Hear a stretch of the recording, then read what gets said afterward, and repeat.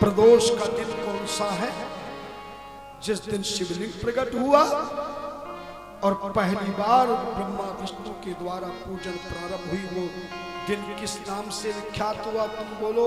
महाशिवरात्रि। महाशिवरात्रि। लेकिन शिवरात्रि की पूजा जल चढ़ाकर, चंदन लगाकर, अक्षत चढ़ाकर, पुष्प चढ़ाकर, एक बात निवेदन और करूंगा बीच में।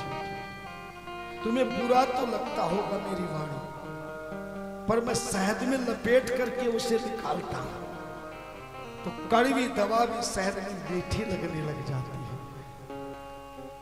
आप जितनी यहां बैठे हो,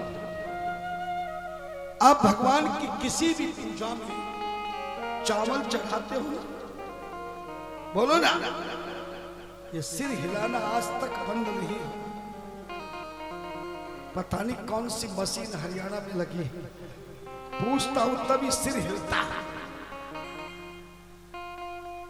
अब सब लोग पूजा में देखना, पंडित जी भी चावल मंगवाएंगे, भैया चावल भी लिया ना, रोली लिया ना, कलावा लिया ना, फूल लिया ना, धूप दीप लिया ना। पर हमारे धर्म ग्रंथों में कहा है कि किसी भी धर्म के काम में, किसी पूजा पाठ में, किसी भी देवता के लिए चावल कभी भूल कर भी नहीं चढ़ाना चाहिए।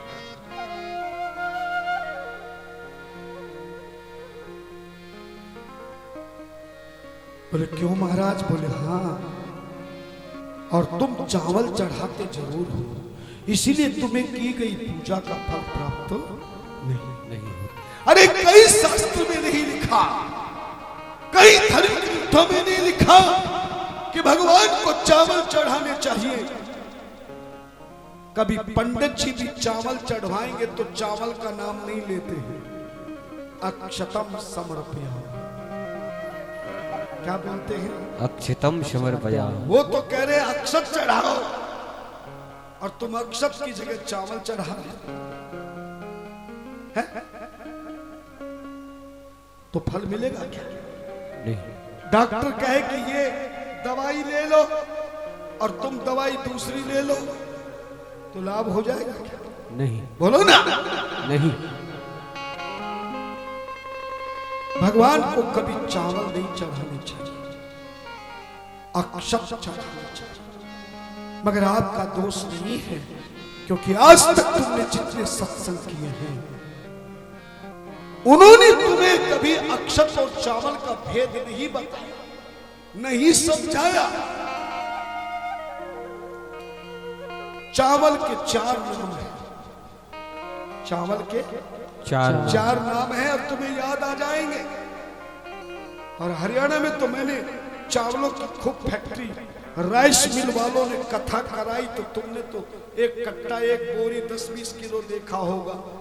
मैंने तो 50-50 हजार की लाट देखी है, कैसे चावल तैयार होता है। चावल का दाना जब छिलके में होता है, चावल का दाना जब छिलके में होता तब भी चावल नहीं कहलाता। तुम्हें मालूम है क्या कहलाता है? धान। एक बार और बोल दो, धान। ये तो बोलेंगे नहीं, है ना? हाँ बोलो।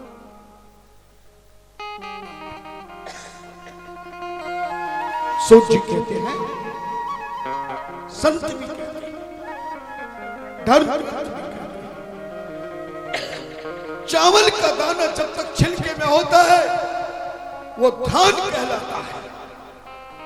जब छिलके से बाहर आ जाता है, हर प्रकार का चावल का दाना एक साथ मिल जाता है, तब इसे चावल कहते हैं।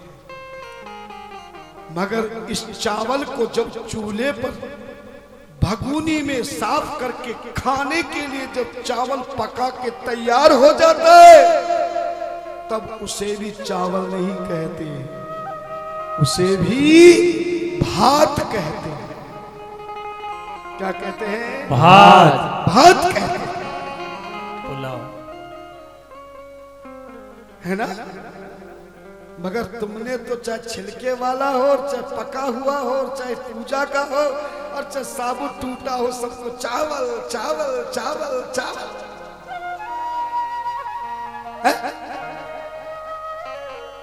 सीख लो थोड़ा सा। जिसकी जो दशा हो उसको वही नाम दे के सम्मान करोगे तो उसका फल मिलेगा। किसी बेटे को दूल्हा तो बना दिया, घोड़ी पे चढ़ गया और तुमने फिर उसका नाम पुकारना शुरू कर दिया। उस समय उसका क्या नाम है? दूल्हा। दूल्हा। और वो लड़की दुल्हन। हाँ, वो नाम नहीं लिया जाता है इसका। जिस रूप में तुमने सजाया है, दूल्हे को दूल्हा कहा जाता है और दुल्हन को दुल्हन। इसीलिए दोनों अकड़ते हैं। हाँ। उस समय देखना जब दूल्हा बना के चलेगा ससुराल पे घोड़ी पे। तुम्हें तो ये भी बताऊंगा कि घोड़ी पे दूल्हे को क्यों बिठाया जाता है, घोड़े पे क्यों नहीं बिठाया जाता, हर चीज समझा के जाऊंगा। देखा होगा तुमने जब दूल्हा बन करके जब सज के जाता है, जिंदगी में कभी रुमाल ना लिया हो, पर उस समय तो नया रुमाल बार बार मुंह पूछता है ना। और सबसे ज्यादा दूल्हा किस समय करता, मैं नहीं बताऊंगा, तुम्हें बताना। अरे बुढ़े हो गए तो क्या बात है, तुम्हारा हमारा जमाना तो अकड़ने का नहीं था, जकड़ने का था, पकड़ने का था। आज के पढ़े लिखे नौजवान जब दूल्हा बन करके वरमाला के मंच पर जाता है, स्टेज पे जाता है, और उस समय देखना उस दूल्हे की दशा, जब बेचारी वो दुल्हन बन के सज धज के वरमाला हाथ में लेके बेचारी नीची नजर करके देखती भी नहीं, धीरे धीरे चल के जैसे जैसे दूल्हा के पास आती है उतना ही दूल्हा टेंशन होना शुरू हो जाता है। जय।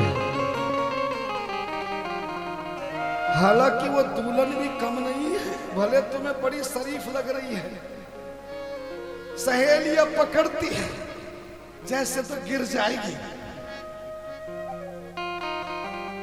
एक मेरी शिष्या ने शादी के बाद पति को साथ लेकर आश्रम में पहुंची। कहा गुरुजी आप हर प्रश्न का उत्तर ढूंढ लेते हैं और ऐसी बात सुनाते जो कोई जल्दी से दूसरा सुनाता नहीं। आज मैं भी एक ऐसा प्रश्न लेके आई हूं, आपको जवाब चाहे अब दे देना चाहे बाद में फोन पे दे देना। मैंने कहा पूछ। कहने लगे महाराज जी, जब घर में बेटा रहता है तो शांत रहता है, लेकिन जब कोई भी पुरुष दूल्हा बन के शादी में घोड़ी पे बैठ के घर तक जाता तब तो शांत रहता है, मगर जब वो वरमाला में के समय मंच पर पहुंच जाता है उसे गद्दी मिल जाती है और उस समय वो इतना क्यों अकड़ता है जब दुल्हन हाथ में वरमाला लेकर आती है, और वो बेचारी दुल्हन इतनी क्यों शर्माती है जो पढ़ी लिखी MA B.Ed PhD delete MBA BCA M.Tech B.Tech भी शर्मा के चलती है वरमाला लेकर। तो कहो तो मैं बता दूं जो उसको मैंने जवाब दिया, नहीं तो रहने दो।